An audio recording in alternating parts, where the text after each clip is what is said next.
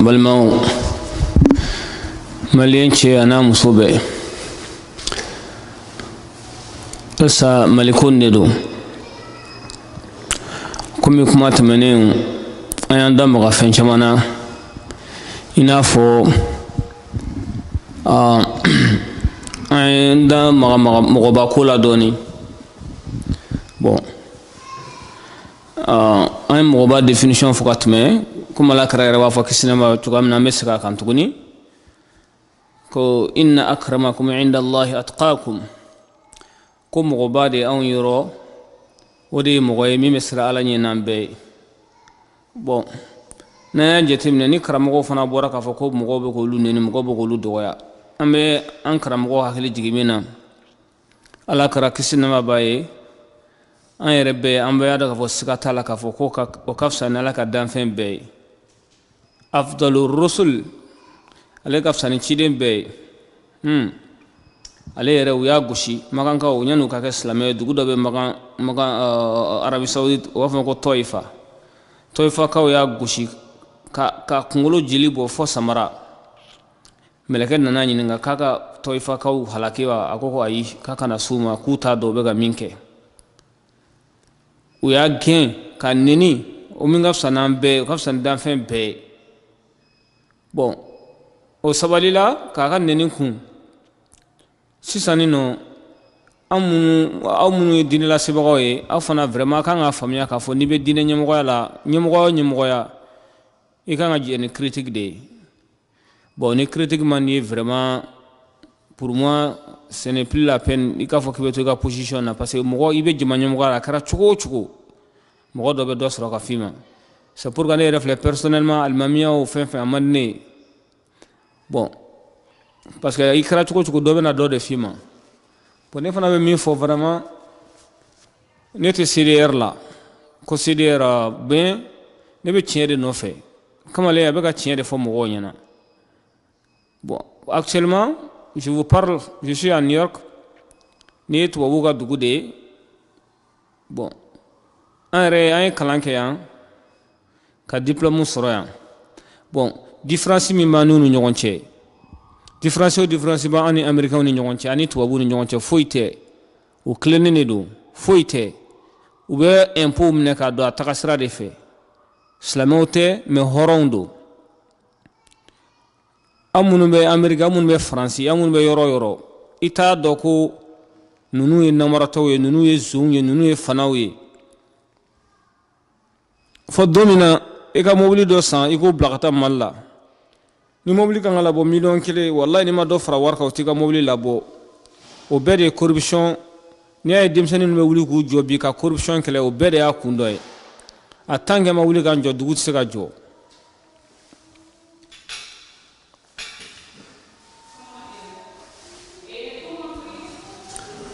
bon o de don toujours an bɛɛ de fadugu don ani fana maliyɛnw fana kan ka min yira Faransi la na Faransi u ka tiɲɛ fɔ an ɲɛna Faransi de bɛ k'u bila ka dugu tila wa ou bien jɔn bɛ k'u bila ka dugu tila parce que an ma dɛsɛ kɛlɛ la fɔlɔ Tuaregu yɛrɛ hali nord yɛrɛ la o tɛ hali tɛmɛ 10% kan ye halisa olu de bɛ k'an ka dugu menacer ta ka essayer ka dugu ci o tɛ tɛmɛ hali 10% kan nord yɛrɛ la plus forte raison Mali sur l'étendue du territoire malien donc maliyɛnw fana ne bɛ min fɔ aw ɲɛna a k'a yira Faransi la Faransi i tɛ foyi de ye i ka intérêt min bɛ Bamakɔ i ka o intérêt o tɛ nord la n bɛ min fɔ maliyɛnw ɲɛna bi m'an bila tubabu la o ye tubabu dugu de ye tubabu bɛ fɛn fɛn dɔn diɲɛ kɔnɔ o ye wari de ye ale ka Ala o ye wari de ye i Total ye o i Orange ye o u ka intérêt bɛ yen a y'a yir'u la k'a fɔ vraiment faisez le choix entre nous et Azawad a y'o yira Français la n'u y'aw sɛbɛ dɔn sisan u b'u ku tile parce que o ka intérêt bɛ Bamakɔ hali 0,001% tɛ nord la bon olu filɛ ne ka an ka dugu mélanger k'a d'a ma à cause k'a sɔrɔ ka intérêt tɛ yɔrɔ min na parce que an bɛ boli olu kɔ n'u sara an bɛ taa kɛ kasi o su kunna ne bɛ taa kɛ kasi o su kunna alors que i tɛ tubabu dɔn wallahi n'i bɛ tubabu dɔn hali n'i sara hali ni i ka dugu feere k'a d'a ma a ka sira foyi t'i la ale ko a ka nafa a ka intérêt dɔrɔn n'a y'o sɔrɔ ka ban dɔrɔn a ka sira t'i la hali n'a bɛ tila k'i gɛn a b'i gɛn ka bɔ yen o exemple dɔ ye Kadafi filɛ nin ye Kadafi ye teriya ɲini u fɛ Kadafi Kadhafi kono sa ale nu kele tiri no kele bana fɛn bana mais o mu ke Kadhafi lo makla ka wula kama mɔgɔ kelen mun tara temi afi o le kila ka wula kama tuguni bon ne ka kuma kun ye min an ka dɔ ka fɔ ninnu tan an ni ye an b'an faratu la fɛn min don c'est donna n'u nana baara la u ka intérêt de b'an ka dugu la o de b'u bila an ka dugu nɔfɛ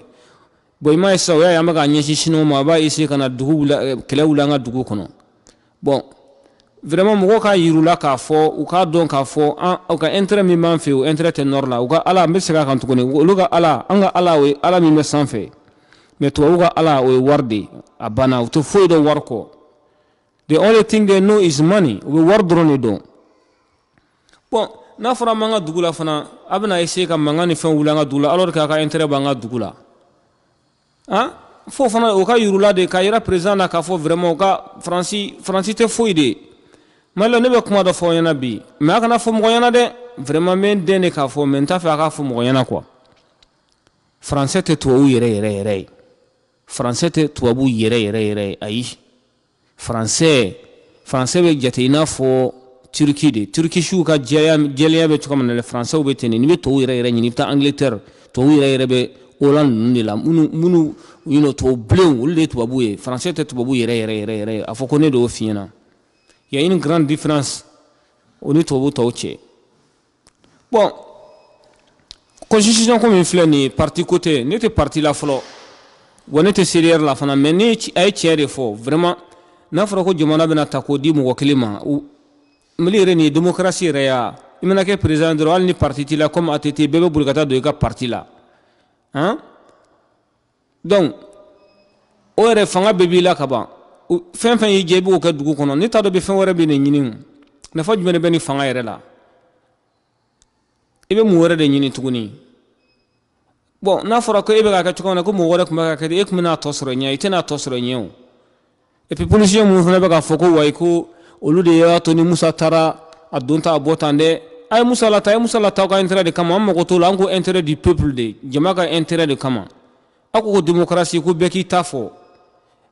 ako ko akai doko ka mai munu ko ka mai pour ka leur barrer la route hein ba fo kubtu ka chika na sero la be wuli ko lu bloquer ko lu teta o la se malien ay saballe an bere ka dugu ni mais ne fana be ko do fo ka gela malien nyana bi aw ka don ka fo ngalla yini te ala kana ke wa ma fo fana ko abena ke ala kan kishi al nor kidal akadi mo nunuma o kafsa ka fɔ ko an yɛrɛ dama an ka wuli ɲɔgɔn kama Bamako ka ɲɔgɔn faga a maɲi o ampleur o juguya o ka bon ni nord perdilen o ka bon ni Kidal dilen mɔgɔnin ninnu ma ye parce que foyi tɛ Kidal ye o Kidal dɔrɔn t'u bɔ o tɛ yen dɔrɔn nɔfɛ o n'o tɛ u bɛ Kidal ye a mɛnna o bon n'u nana mankan yɛrɛ wuli ni ɲɔgɔn cɛ sisan ni constitution n'a bɛna ni mankan ye président a kan ka sabali ka segin a kɔ o tɛ fugariya o tɛ foyi ye o tɛ fugariya o tɛ foyi ye i b'i ka dugu ka intérêt de lajɛ k'a lajɛ a bɛna mankan min wuli e ka dugu kɔnɔ i bɛ sabali i bɛ segin kɔ o dɔrɔn de don n'i y'a ye mɔgɔw voter ye o dar'i la de walayi jugu tɛ ne yɛrɛ filɛ nin ne tɛ président ne t'a contrôle mais n'a ma baara kɛ a ma baara kɛ a banna Amérique filɛ nin Amérique Nord munna Américain y'u ka droit d'u ma parce que u tun bɛ ka wuli de k'a kɛ kɛlɛ ye tubabuw y'a jateminɛ k'a fɔ vraiment kɛlɛ a bɛna dugu la segin kɔ de o de kama u sɔnna k'u ka indépendance ta ka d'u ma en 1964-65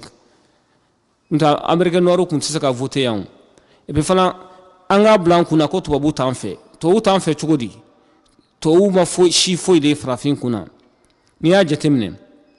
o ye exemple terre à terre mun ye an ka Amérique Nord minnu bɔra an ka farafinna ka na yan u bɛ Amérique yan kabini 1495-92 ninnu Christophe Colomb kɛlen ka Amérique découvert kɛ u y'u ta ka n'u kɛ jɔn ye k'u kɛ baara ye k'u ci k'u gosi k'u faga jɔnya banna sisan o yɛrɛ bannen o kɛra balawba de ye kɛra guerre civile ba de ye Amérique yan o bannen sisan nin nɔ u nana fɔ ko bɔn aw ye taa Afiriki u ko an tɛ se ka taa Afiriki an tɛ mɔgɔ si dɔn Afiriki k'a essayer ka ko sugu bɛɛ k'u la u ka segin u ma sɔn ka segin a ye KKK mɛn ko Ku Klux Klan olu tun b'u minɛ k'u faga k'u gulon yiri la de sisan u dɛsɛra o bɛɛ de la farafinw tora yan o si la u ma sɔn o y'a kɛ sisan u tɛ voter u tɛ don terrain kelen kɔnɔ u tɛ min yɔrɔ kelen na sisan o kɛlɛ de banna 1964-65 de la ne bɛ ka nin kuma nin fɔ mun na parce que pour que a k'a faamuya k'a fɔ tubabu fo ka diɲɛ wuli tubabu tɛna se ka k'an fɛ an fana an k'an hakili b'o la k'a fɔ k'u bɛna an bɔ nɔgɔ la u tɛ se k'an bɔ nɔgɔ la n'u ka nafa tɛ yɔrɔ o yɔrɔ o tɛ taa yen a banna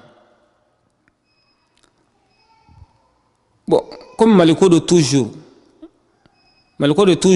jamana si tɛ diɲɛ kɔnɔ min bɛ se ka jɔ ka sɔrɔ k'a ma critiquer n'i ma critiquer i k'i ka défaut régler i tɛ se ka bɔ nɔgɔ la critiquer kun t'o foyi ye n'i bɛ ka ɲuman kɛ i man ka jɔrɔ o donc e bɛ ka e yɛrɛ bolo i bɛ ka ɲuman kɛ mais ni mɔgɔw bolo e tɛ ka ɲuman kɛ yɔrɔ min na vraiment i b'a essayer k'o yɔrɔ corriger a banna o dɔrɔn de don parce que constitution min fɛn caman b'a la min man ɲi Mali yɛrɛ c'est un pays dictatorial déjà a b'a dɔn ko n'i kɛra président Mali tu es devenu un dictateur i m'a faamuya a bɛ fɔ ko démocratie sur les papiers seulement sinon c'est la dictature parce que président mana fɔ fɛn fɛn mɔgɔ si t'a wa ta la donc f'an fana k'a jateminɛ min bɛna an ka dugu ci an k'o bɔ a ma bɛɛ b'a dɔn k'a fɔ ko hali ni furu ni cɛ ni cɛ ka furu papier nin kɔnɔ u m'a fɔ directement mais mɔgɔ hakili b'a la i b'a faamuya c'est pourquoi kalan ye koba de ye ni mɔgɔ ma kalan a fɛjɛ ka gɛlɛn dɛ ni mɔgɔ ma kalan tɛ ko faamuya a k'a dɔn k'a fɔ ko nin tɛ parti ko ye nin tɛ IBK ko ye nin tɛ parti foyi ko ye politique ko foyi tɛ nin ye constitution tɛ kodennin ye constitution kodennin tɛ tile kelen ko tɛ k'a bɛ yɛlɛma non o foyi tɛ o ko foyi tɛ président ko foyi tɛ parce que président filɛ nin ye Ala de b'a dɔn a bɛna si sini wa a tɛna se sini wa mɔgɔ si t'o dɔn mais ni Ala sɔnna ma diɲɛ bɛ wuli ka Mali nin to yen f'an k'o de bila an kun na mais dɔw bɛ wuli dɔrɔn oui argument jumɛn b'e bolo oui la o fɔ dɔrɔn bɛɛ b'a dɔn ko PD lafasalen de bɛ nin fɛn nin kɔnɔ a droit bɛ yen k'a fɔ ko k'u ka hakɛw d'u ma hali n'a ma fɔ k'u ka furu u tɛn'o fɔ o ils sont malins parce que u b'a dɔn n'i y'o fɔ mɔgɔ bɛna muruti pour que wɔlɔfɔw ma sɔn ma parce que ne b'a dɔn wɔlɔfɔw ka assemblée la u kalannen de don wɔlɔfɔw kalannen don n'an ye parce que an y'an ban kalama k'an ta kɛ grève ye diɲɛ kɔnɔ dɔrɔn grève i kan ka fɛn min kalan i tɛ se k'a si kalan mais c'est pas notre faute anw tɛ a kalan ka d'an ye ka ne yɛrɛ to école la Mali la kalan ka di ne ye hali sini mais ne ye mɔgɔw ka kalan tiɲɛ ka mɔgɔw bila grève ni fɛnw na ka tila k'aw denw nabɔ ka taa kɔfɛla la olu bɛ taa kalanw ni fɛnw kɛ mɔgɔw bɛ mun de dɔn ne yɛrɛ bɛ mɔgɔ dɔw mɛn tulo la ka daminɛ primaire fo lycée fo bac ma deli ka mɛn tulo la mais m'u mɛn k'an to yan ni n bɛ dictionnaire ta ka kɔrɔ ɲini k'a dɔn o de tuma kunfin bɛ ko o ko la kunfin ka ca dugu o dugu la kunfin ka ca baara o baara la walahi n'i donna baara la i bɛ sɛgɛn parce que i ka baara bɛna gɛlɛya i bolo kunfinya man ɲi dɛ kunfinya man ɲi a ye mɔgɔw a y'a expliquer u ɲɛna u bɛna taa voter fɛn min kan u k'a dɔn u bɛ ka voter fɛn min kan mais aw bɛ ka fɛn bɛɛ masquer ka fɛn bɛɛ dogo pourquoi an bɛɛ de ta tɛ Mali ye an bɛɛ de faso tɛ yan n'a cira bi an bɛ taa yɔrɔ jumɛn an bɛ Mali de kɔnɔ toujours et puis n bɛ kuma dɔ fana fɔ maliyɛnw ɲɛna a k'a faamuya tubabuw t'a ɲɛ foyi la walahi tubabuw b'a ɲɛ mun na tubabuw bɛ hɔrɔnya cogo di tubabuw tɛ sonyani fɛ tubabuw tɛ namara fɛ n'a fɔra u tɛ namara fɛ u tɛ sonyani fɛ n'u y'i ta k'u k'u ka jamana ɲɛmɔgɔ ye n'u y'i minɛ sonyani na ou bien n'u y'i minɛ namara la u b'i bɔ i place la u b'i gɛn u b'i bɔ i place la teriya t'o la foyi t'o la u bɛ minɛ a la kuma bɛɛ an yɛrɛ b'a ye kuma bɛɛ u b'u labila f'an fana an ka don o de la seule solution ka corruption kɛlɛ ka bɔ an fɛ yen n'a fɔra corruption dɔrɔn a bɛ mɔgɔ kɔnɔ ko non ko corruption wa la définition seulement ko ka wari tiɲɛ non corruption yɛrɛ tiɲɛni de ye quoi Ala yɛrɛ b'o fɔ kuranɛ kɔnɔ wa inna Allah la yahdi al-qawma al-fasiqin i m'a faamu fasad man ɲi quoi fasad arabukan na u b'a fɔ ko fasad o de ye corruption ye a bɛ se ka kɛ ka taa mɔgɔw ka yɔrɔw tiɲɛ ka taa mɔgɔw ka denw tiɲɛ ka mɔgɔw ka an yɛrɛ fɛ yen e bɛ se ka taa wariba ta cogo di fantanw wallahi ne mana miiri ji k'o min o ye kabako de ye ji dɔrɔn ka taa pompe kelen sen 3 millions 3 millions ka pompe kelen sen forage kelen dɔrɔn o bɛ se ka ju joli ta ji la Bamako burusi kɔnɔna na Mali yɛrɛ kɔnɔ forage kelen dɔrɔn avec ça i b'o jɔ 3 millions e bɛ dɛsɛ o la i bɛ taa 600 millions de ta k'o di tubabu dɔrɔn de ma fɛn min tɛ tubabu faransɛ yɛrɛ tɛ tubabu yɛrɛ ye 600 millions k'o ta k'o d'u ma ala ninnu m'an bonya san jumɛn ninnu bɛna an bonya san jumɛn kɔngɔ b'an na minɔgɔ b'an na kalanko b'an na kalan ka di an tɛ se ka kalan kɛ ala o tuma an ye mun de k'aw la sa a tɛ sabali dɔɔnin ba an ye mun de k'aw la on ye mun de kɛ aw la a bɛna dɔrɔn ala a ka sira foyi tɛ jamana la jamana wari labɔ dɔrɔn ko tata ko didi ɲɔgɔn ma ka to fanga la ka fanga passer ɲɔgɔn ma ne ye génération bɛ wuli k'u jɔ o fana b'a la vraiment an sɛgɛnna dɛ an sɛgɛnna poussière ni jiginna aéroport la dɔrɔn soso ni ɲɛbɛrɛ ni dabi olu de b'i kunbɛn k'i fɔ ko bienvenue au Mali ala ka forage dɔrɔn kɛ est-ce que alo k'i ka duguladenw ye forage dɔrɔn ka don avion kɔnɔ ka taa yala yɔrɔ la ja jumɛn de bɛ avion kɔnɔna la avion bɛ sanfɛ bɛɛ de kɔnɔ mɔlen don pilote wo capitaine wo hôtesse wo everybody tout le monde bɛɛ de kɔnɔ mɔlen don ja foyi tɛ sanfɛla nin na wallahi a ye sabali dɛ yala fu ni k'i ka dugulamɔgɔ to kɔngɔ la a tɛ foyi ɲɛ mɔgɔ ye kɔngɔ b'an na minɔgɔ b'an na diɲɛnatigɛ yɛrɛ tɛ taa fɛn min kɔ hali o tɛ anw fɛ yen fo ne yɛrɛ bɛ maloya ji tɛ yen courant kɔni tɛ sa dɔw yɛrɛ bɛ wolo burusi kɔnɔ ka mɔ ka sa ye wallahi o tɛ courant don fourage dɔrɔn ka fourage dɔrɔn de sin ayi an tɛ se o la an t'o si ɲɛdɔn ka taa PDFw ninnu ta dɔrɔn pour que a b'i kɔnɔ ko n'i y'o kɛ ko tubabu b'i to yan wallahi tubabu t'i to yen i tɛ tubabu dɔn an bɛ tubabu dɔn nin ne san 10 kɔ de ne bɛ tubabu cɛla n b'a dɔn mɔgɔ mun don tubabu man ɲi dɛ tubabu a bɛ yɛlɛ fɛ mɛ wallahi n'i ye ko k'a la a b'a couleur de yira i la Karafi exemple ye o a ma ja ɲini u fɛ yan kabini don min na ne ye Karafi ja ɲini mɔgɔ ninnu fɛ je n'étais pas content wallahi kan to Amérique yan non ninnu to yen ninnu t'i fɛ an bɛ boliboli cucu de la Faransi nɔfɛ Faransi ka intérêt min yɛrɛ b'anw fɛ hali an ka o intérêt tɛ Faransi an ka société joli de bɛ Mali la ko an ka société dalen bɛ Faransi u b'an fɛ u ka intérêt dɔrɔn de bɛ yen wa ni intérêt banna fana sini u bɛ taa u t'i dɔn bi u t'i dɔn sini o ye tubabu kɛ cogo di a ye mɔgɔw to yen aw ko ko aw ta ye tiɲɛ ninnu ko ko aw ta tɛ tiɲɛ bɛɛ k'i ta fɔ dɔrɔn pour que mɔgɔ bɛ opposer ko référendum yɛrɛ kana kɛ parce que mɔgɔw dalen t'i la de président on ne te fait pas confiance n'a kɛra bi sini u b'a suɲɛ ça c'est sûr et certain n'a dun y'a suɲɛ an bɛ se ka mun de kɛ tuguni n'a fɔra k'a passera an bɛ se ka mun de kɛ tuguni sabali dɛ i kana dugu ci dɛ an bɛ min f'i ɲɛna wallahi Kidali kana di Mali ma an ka laɲini t'o ye ne ka laɲini t'o ye Kidali kana di Mali ma wallahi o ka fisa maliyɛnw yɛrɛ ka wuli ɲɔgɔn kama et puis maliyɛnw a y'a bila aw kunna k'a fɔ ko aw tɛ se ka wuli ɲɔgɔn kama c'est pas possible dɛ c'est pas impossible c'est possible exemple baden de bɛ yen Libyɛnw filɛ u filɛ ɲɔgɔn na bi mun de la u fɔra ɲɔgɔn kɔ de k'a sɔrɔ u tun bɛ ka vi ɲɔgɔn kan u bɛ si ɲɔgɔn kan u bɛ ko bɛɛ tɛ u bɛ taa école kelen na mais mankan nana dugu kɔnɔ ɲɛ bɛ mun na ɲɔgɔn faga o ɲɔgɔn faga la Syrie la même chose l'Irak la même chose Siya Suna bi m'u bila ɲɔgɔn kan u bɛ vi ɲɔgɔn kan ye o Américains ta u t'u bila ɲɔgɔn na u tɛ ɲɔgɔn na ni halisa donc an fana an ka sabali k'a fɔ ko ok Mali ye nin jamana ye non o t'a la a ye sabali fɛn fɛn bɛ na ni fitina ye dugu kɔnɔ président n'a ka mɔgɔw a ye sabali a k'o dabila o dɔrɔn de b'an bɛɛ arranger n'a bunna wallahi Faransi tɛ n'i dɛmɛ n'a bunna Faransi tɛ na dɛ Français tɛna sa fu la m'o f'i ɲɛna tubabu tɛ sa fu la dugu si la voilà ni pétrole bɛ yen sisan u bɛ se ka taa sa président nɔfɛ an ka dugu de don an b'a fɛ président i ka mana filanan a ɲɛngoya tɛ ne la dɛ mais n'u ko k'i ma baara kɛ i ma baara kɛ i m'a faamu ne b'i ka mana filanan préféré an ka dugu ka ci ye parce que n'i ye jama bɔra tan nin tɛ kodenni ye dɛ n tɛ kodenni i ka sabali b'i ka sabali sini deli yɛrɛ de don n b'a dɔn i tulo tɛ ne kan na mais i ka mɔgɔw tulo bɛ n kan na parti ko tɛ foyi ne tɛ parti si la kabini ala kan da n ma voté mɔgɔ ye jamais de ma vie ma voté Obama ye ma voté Trump ye ma voté Clinton ma voté Hillary Clinton ye ma voté Ibeka ye ma voté Alpha ye ma voté Amadou Toumani yes Toumani ma voté ninnu si ye si nobody in my life je n'ai jamais voté dans ma vie pour le moment ma deli ka voté mais je veux la paix dans mon pays je veux la paix chez moi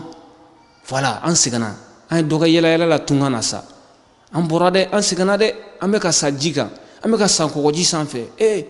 n'a fɔra aw bɛ ka wari ta k'o tiɲɛ miliyɔn 600 k'o ta k'o di tubabu ma fɛn min tɛ tubabu yɛrɛ ye français tɛ tubabu yɛrɛ ne de y'a fɔ voilà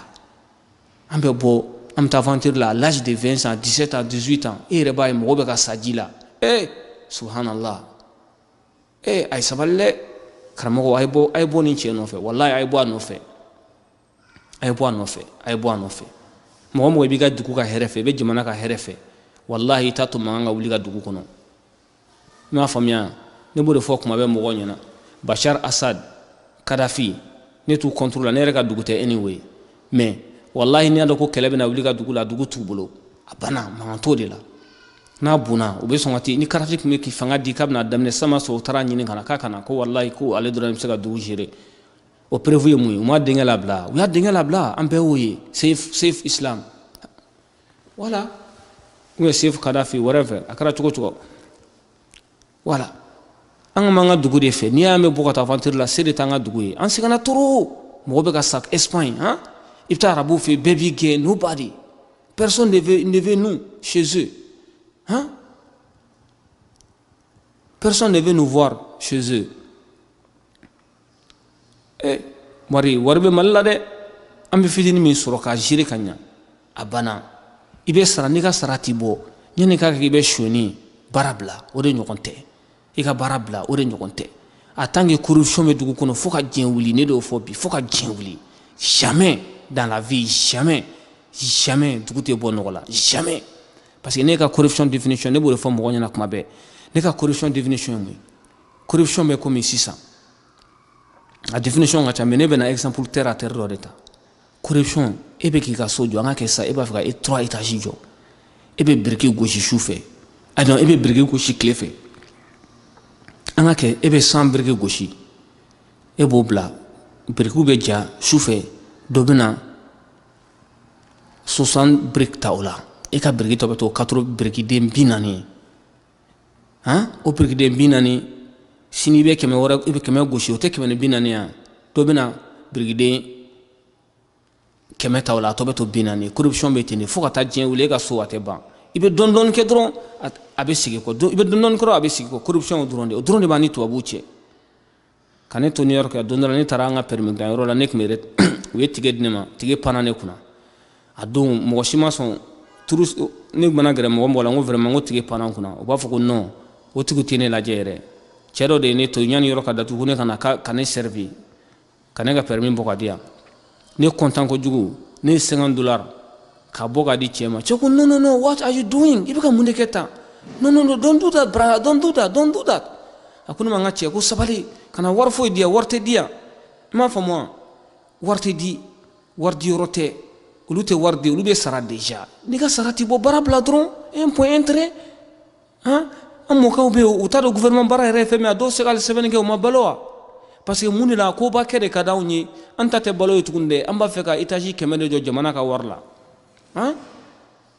cɛ ko non k'a ma sɔn ne ka wari la wallahi ala ye n sere n ma sɔn n ka wari la ko n ka taa k'a ka ɲi ale tɛ wari minɛ et puis u b'a sɛbɛn fana ko mɔgɔ kana wari di pour que mɔgɔ kana wari di raison caman b'a la ne yɛrɛ n sigi ka miiri pourquoi ninnu tɛ sɔn i ka wari d'u ka baarakɛyɔrɔ la parce que ni wari dir'i ma sisan ne mana $50 di e ma siɲɛ wɛrɛ ni mɔgɔ wɛrɛ nana n'o ma $50 d'i ma i bɛ dimi ni mɔgɔ wɛrɛ y'a d'i ma i bɛ content à la fin wari bɛna diya i ye f'i bɛ n'i ban ni wari tɛ mɔgɔ min bolo i t'o ka baara ɲɛnabɔ alors que i bɛ ka sara déjà e bɛ ka sara ka baara min kɛ e bɛ tila k'a fɔ k'i bɛ wari minɛ mɔgɔw la tɔɲɔli man ɲi dɛ o de ye tɔɲɔli ye i bɛ t'i ka minɛn nɔfɛ aéroport la wallahi u t'a di ko fɔ i ka dɔ fara wari kan a ka dɔn wallahi a bɛ ka tasuma de don aw kɔnɔ mɔgɔw tɛ yafa mɔgɔw tɔɲɔlen don mɔgɔw tɔɔrɔlen don voilà donc ne ma ko an b'a fɔ ko les gens sont indignes malhonnêtes malfrats mal intentionnés an kan tɛ bɛɛ ma o hɔrɔn kelen-kelenninw bɛ hali sini hɔrɔn kelen-kelenninw bɛ diɲɛ fan bɛɛ hali sini voilà minnu bɛ sonyani kɛ olu de ko don n'a b'a fɛ ka dugu ka jɔ a ye wuli a ka namara dabila a banna ko bɛɛ ka kɛ tiɲɛ kan i m'a ye américains b'a fɔ kuma bɛɛ n'u b'u ka lutte la yan ko no justice no peace no justice no peace no justice no peace o kɔrɔ ye mun de ye ko y a pas de justice s'il n'y a pas de justice il n'y aura pas de paix ni tilennenya tɛ yen dɔrɔn lafiya tɛ se ka na paix tɛ se ka na salam tɛ se ka na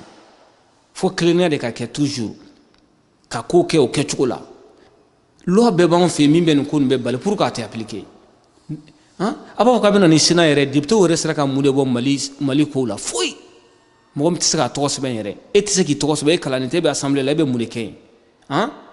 n'a fɔra e ɲɛna ko économie bɛ marcher cogo di e b'o dɔn cogo di subvention o kɔrɔ ye mun de ye o kɔrɔ ye mun de ye ka traité signer avec un autre état o kɔrɔ ye mun de ye e bɛ taa mun ɲini e mɔgɔ min ye kalannen tɛ e bɛ se ka qu'est-ce que o yɛrɛ bɛ population yɛrɛ décourager ka taa école la fɔlɔ mɔgɔ caman tun bɛ taa kalan kɛ pour que u ka se ka baara ni fɛnw sɔrɔ i m'a faamu